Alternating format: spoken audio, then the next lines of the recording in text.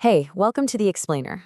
In a world full of passionate protests and, let's be honest, some pretty heated debates, there's one question that keeps coming up. Where does our right to free speech end, and where does illegal action begin? So today, we're going to try and figure out exactly where that line is. Yeah, this is a huge question, right? It really gets to the core of how we all live together in a functioning society, especially when things get tense. So let's dive in. Okay, so here's how we're going to break it all down. We'll start with the basics of free speech. Then we'll look at that crucial moment it crosses into intimidation and illegal acts, and we'll use some real-world examples. And then we'll wrap up by looking at what effective, lawful advocacy actually looks like. All right, Section 1. Let's start with the big one, the right to free speech. Now, this right is absolutely fundamental, but here's the thing you have to remember. It is not a free pass to do whatever you want. It has always had limits. So, here's the core idea you've got to get. Your rights don't exist in a vacuum. They exist in a balance with everybody else's rights. It's like that old saying, right?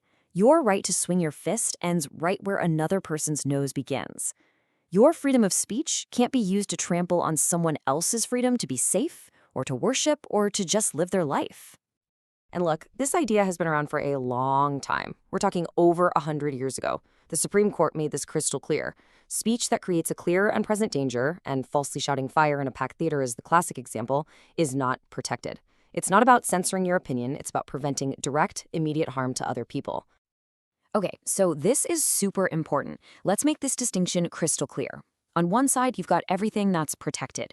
You can assemble peacefully, you can march with a permit, you can sign petitions, you can express just about any opinion you want. But the second you cross over into action, into threats, violence, intimidation, or preventing others from exercising their rights, that's when the protection just vanishes. Okay, so that leads us right into our next section. How does this actually play out when protests get really intense? When does that passionate expression turn into an actual illegal threat? It all comes down to intent.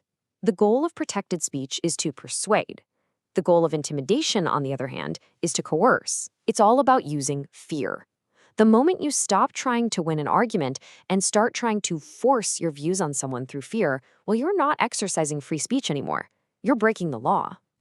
And here's a perfect and really serious example: messing with someone's freedom of religion. When a protest moves off the public sidewalk and literally storms into a church during a service, blocking doors and terrifying the people inside, that is not a protest anymore. You're not just trespassing. You are infringing on another constitutionally protected right, the right to worship in peace. And that can even be a federal civil rights violation.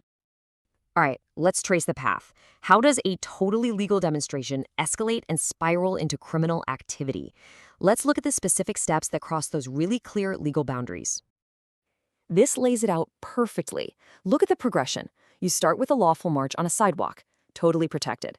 But then, maybe the crowd moves and blocks a public road without a permit. Okay, now you've got an unlawful assembly. Then someone in the crowd damages a vehicle. Boom, that's property damage. And then, if someone spits on or physically touches an officer, that's assault. Each step takes you further and further into serious criminal territory. And let's talk more about blocking roads, because it's a big one. It's not just an inconvenience. It can literally be a crime called unlawful restraint or false imprisonment. You are trapping people in their cars against their will. You have no clue what their situation is. Maybe they're having a medical emergency or racing to pick up their kid.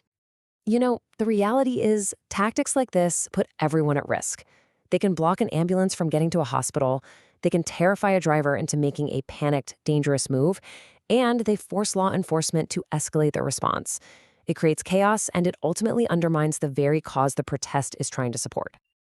Okay, so we've talked about the theory and the principles. Now let's get into some recent, real-world situations and see how these legal lines apply. First up, this case involving Don Lemon. This takes us right back to that principle we were just talking about, protecting religious freedom. It doesn't matter what the protest is about. When you choose a location and act in a way that infringes on the rights of others, you've crossed a line. So the alleged actions here are a textbook example of intimidation. By moving from a public space into a private place of worship, the protest directly violated the parishioners' rights to practice their religion safely and peacefully. All right, in our next case study with Renee Nicole Good, the situation shifts. Here, the alleged action isn't about infringing on a citizen's rights, but about directly interfering with federal law enforcement officers. Now, the key here is, regardless of your personal opinion on what these agents were doing, the law is very clear. Physically preventing them from performing their official duties is a federal crime. This isn't protest. This is obstruction. And for our final case study, Alex Preddy.